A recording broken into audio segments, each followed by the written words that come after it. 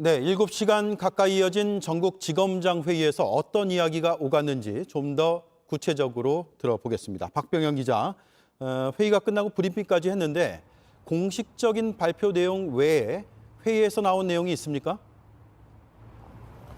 네, 민주당 의원총회가 하루 앞으로 다가왔지만 검찰은 앞으로 어떻게 대응할지에 대해서는 비공개라고 했습니다. 구체적인 이유도 밝히지 않았습니다.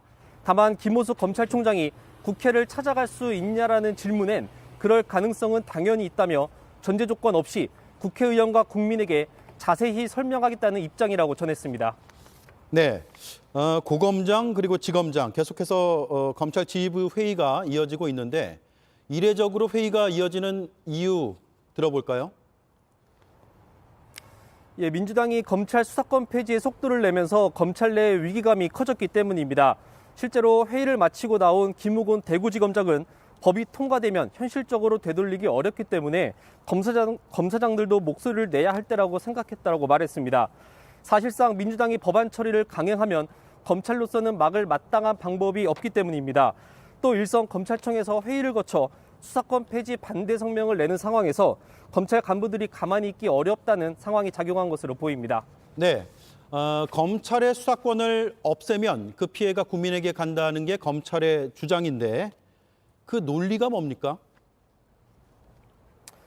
예, 검찰은 가장 큰 이유가 수사가 늦어지고 있다는 이유를 들었습니다.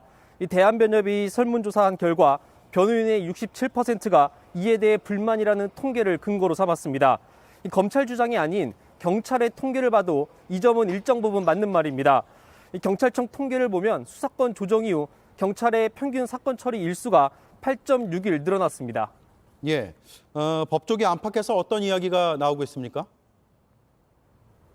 이 학계나 법조계 이야기도 들어봤습니다. 일부 진보 성향의 변호사들도 이 수사 지연을 우려하는 목소리가 있습니다. 지난해 수사권 조정 이후 전에는 이렇게 심각하게 수사가 늦어지는 것을 본 적이 없다라는 주장도 있습니다.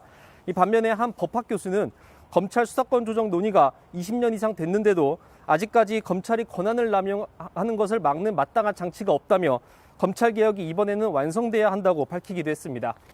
네, 박병영 기자가 전해드렸습니다.